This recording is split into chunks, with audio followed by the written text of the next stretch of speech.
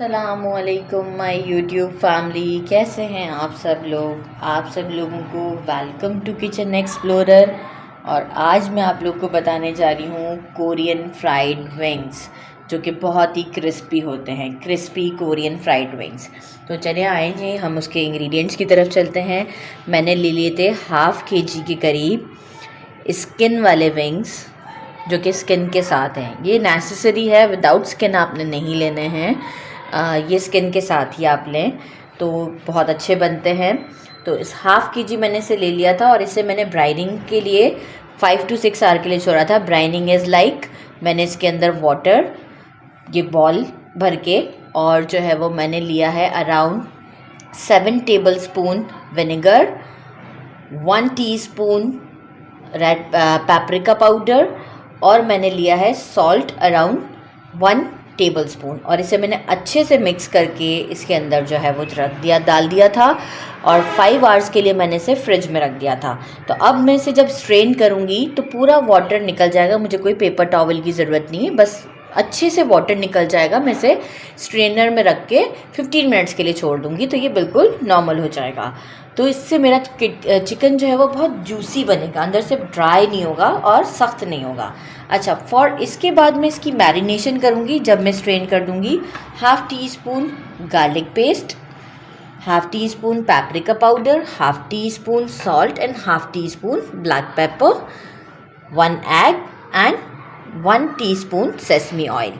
इससे मैं इसको मैरिनेट करने के लिए रख दूँगी फॉर 1 आवर। फॉर कोटिंग के लिए मैंने ले लिया है 1 कप मैदा लिया है और ½ कप मैंने लिया है कॉर्न स्टार्च। आप चाहें तो पोटैटो स्टार्च भी ले सकते हैं। और जो है वो मैंने लिया है around 1 teaspoon salt, 1 teaspoon black pepper, level करके, भर के नहीं, लेवल करके। 1 teaspoon salt, 1 teaspoon black pepper and ½ teaspoon मैंने लिया है बेकिंग पाउडर। इन सबको भी मैं इसके अंदर अच्छे से मिक्स कर दूंगी। तो बस फिर अब हम चलते हैं, इसे स्ट्रेन करते हैं और फिर इसे मैरिनेट करने के लिए 1 आवर के लिए रख देते हैं। अच्छा जी, मैंने इसे स्ट्रेन कर लिया है और अब मैं अपना ये black pepper, salt, paprika and garlic, ये सब इसके अंदर डालकर, और सेसमी ऑयल जो कि 1 टीस्पून था, अच्छे से क्योंकि पूरा डालना है, और एग इसी तरीके से डाल के एक अच्छी तरीके से 5 मिनट तक इसे मिक्स करना है।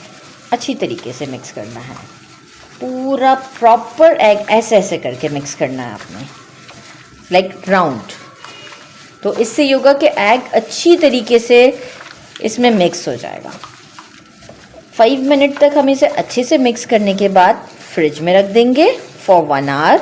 और इसके बाद हम इस सारे जो हमारा जो कोटिंग का बैटर है, इसे एक सीलिंग बैग में डालकर अच्छे से उसी में ही हम इसे मिक्स करके, फिर जब हम इसमें से जो है वो एक एक पीस उसमें डाल के अच्छी तरीके से शेक करेंगे और हम इसे एक क्रिस्पी फ्राइड विंग्स आपको शो करेंगे। बहुत ही डिफरेंट लगेंगे आपको, जैसे आप KFC से खाते हैं ना, बिल्कुल वैसे लगेंगे। बस हो गया, अब हम इसे फ्रिज में रख देते हैं फॉर 1 आवर। अच्छा जी, देखिए ये जो मैंने जिसमें मैरिनेट किया था ना चिकन को, 1 आवर के लिए छोड़ा था, तो देखिए इतना पानी अब उसने छोड़ दिया है। तो मैंने क्या किया था कि जैसे ही था उसमें से मैंने पीसेस उठा के सीव में डाल दिए और अगेन मैंने उसे प्लेट में रख दिया जब तक कि ये और मज़ीद अपना पानी निकालेगा। मैंने ले लिया एक सीलिंग बैग और उसके अंदर मैं क्या करूँगी, ये कॉर्न स्टार्च और जो मैंने मैदा लिया था वो मैं इसमें डाल दूँगी, baking powder, salt and paper, क्योंकि सीजनिंग हमें, क्योंकि जो हमारी कोटिंग है वो भी हमें थोड़ी सी अच्छी सी चाहिए। तो मैं इसे भी अच्छे से शेक कर लूँगी, बिल्कुल अच्छे से शेक कर लें, क्योंकि देखिए हम बॉल में करते हैं तो फिर हमें बहुत ज़्यादा प्रॉब्लम होती है। इससे ये है कि अच्छे से शेक हो जाएगा। अच्छा, जैसे ही ये इसमें शेक हो जाएगा अच्छे से, अब मैं क्या करूँगी, इजी वर्क है, एक एक पीस को क्या हम चिकन की अभी लेके बैठेंगे और कोटिंग करेंगे। तो बेस्ट चीज़ ये है कि मैंने डाले विंग्स और फिर मैं जो हूँ वो उसे अच्छे से डाल लें। जितना इजी वर्क भी हो जाए ना कि एक झटपट सी हमारी चीज़ रेडी हो जाएगी। बस अब मैं हैंड्स को ज़रा सा नीट कर लूँ एंड देन इसकी कोटिंग अच्छी तरीके से हम इसे 5 मिनट तक कोट करेंगे तो एक अच्छा सा क्रस्ट बन जाएगा इसमें, और फिर हम इसे प्लेट में निकाल लेंगे। तो मैं 5 मिनट तक करके ऐसे जिस तरीके से मैं कर रही हूँ आपने भी ऐसे करना है, और फिर मैं इसे प्लेट में निकाल के आपको दिखाती हूँ। देखिए अच्छे से मैंने 5 मिनट तक शेक कर लिया है। अब हम इस तरीके से झाड़ झाड़ के, आप देख रहे हैं कितने अच्छे लग रहे हैं ये पीस। बस अब हम सबको देखिए, कोई गंदगी भी नहीं हो रही है और मज़े से हमारा काम भी हो रहा है। तो मुझे इस तरह की चीज़ें फिर बड़ी अच्छी लगती है कि जिसमें ज़्यादा मैस नहीं क्रिएट होता। तो इस तरह से मैं सबको निकाल लेती हूँ प्लेट में, और फिर हम इसे फ्राई करने की तरफ चलेंगे। मैंने ऑयल गरम रखने रख दिया है। अच्छा जी देखिए, ऑयल मेरा गरम हो गया। इसमें अप्रॉक्स हमें 170 डिग्री तक के चाहिए। ये स्टिक्स के अराउंड में बबल बनना स्टार्ट हो गए हैं और थोड़ा सा स्मोकी भी हो रहा है। तो बस इस मोमेंट पे अब हम अपने विंग्स एक एक करके डालेंगे। फ्लेम को मीडियम रखेंगे और इसके बाद हमने फ्लेम को बिल्कुल नहीं टच करना है। कोशिश करें कि एक साथ हम ज़्यादा ना डालें, 4 to 5 बस, ताकि हमारा टेम्परेचर जो है ना वो मेंटेन रहे। तो मैं 5 डालूँगी और अब मैं इसे अराउंड 7 to 8 मिनट्स के लिए कुक करूँगी और चलाते रहूँगी मैं इसे। लेकिन अभी पहले मैं इसे सेटल होने दूँगी। तो मैं अराउंड आपको 2 मिनट्स के बाद कंडीशन दिखाती हूँ। देखिए जी इस वक्त जो है वो मुझे 3 मिनट्स हो चुके हैं, लेकिन मुझे अभी और इसे कुक करना है ताकि जो है वो ये अंदर से भी पूरे कुक हो जाए। तो मीडियम ही फ्लेम रखा है मैंने और मैं इस तरीके से चलाती रहती हूँ। अभी मैं मज़ीद 4 मिनट तक और कुक करूँगी और फिर आपको दिखाती हूँ इसकी फाइनल कंडीशन।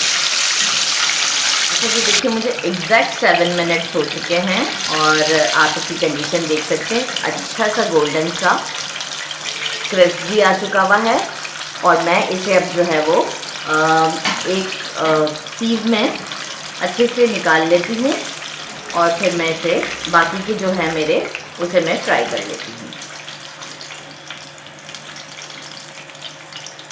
फ्लेम हमारा वही मीडियम पे रहेगा और अगेन जो है वो मैं बाकी के जो डालूँगी तो उस वक्त अभी मैं इसे 2 मिनट्स तक या 1 मिनट तक ऐसे ही फ्लेम को जलने दूँगी। फिर मैं अपने बाकी के विंग्स डालूँगी ताकि जो है वो अगेन जो है वो मेरा फ्लेम अपने उस 170 डिग्री सेंटीग्रेड के ऊपर आ जाए। तो बस फिर मैं अब सारे डन करके आपको बताती हूँ डिश आउट करके।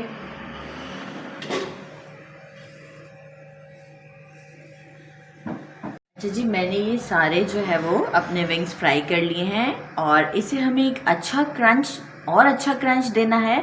तो मैंने इसे बाहर निकालने के बाद अगेन ऑयल को उसी टेम्परेचर पर चलने दिया है और अब मैं अपने ये सारे विंग्स अगेन उसी ऑयल में फॉर 1 मिनट के लिए मैं फ्राई करूँगी और इसके बाद मैं इसे अगेन फ्रीज में रखूँगी और इसके बाद आप देखिएगा कितना सुपर क्रंच होता है। जब भी कभी भी किसी चीज़ को फ्राई किया जाता है तो मैं आपको बताना भूल गई थी कि डबल फ्राई होता है। तो बस ये अब डबल फ्राई हो रहा है। बस घड़ी देखिए 1 मिनट हम फ्राई करते हैं और इसे आपको बाहर निकाल के दिखाते हैं डिश आउट करके। डायरेक्ट अब डिश आउट पे मिलता है जी। मैंने इसे डिश आउट कर दिया है और मैं आपको साउंड आप क्रस्ट का सुन लें, इससे आपको आइडिया हो गया। अब मैं आपको इसे टेस्ट करके बताती हूँ। थोड़ा ठंडा कर लिया था मैंने क्योंकि गर्म बहुत था उस वक्त।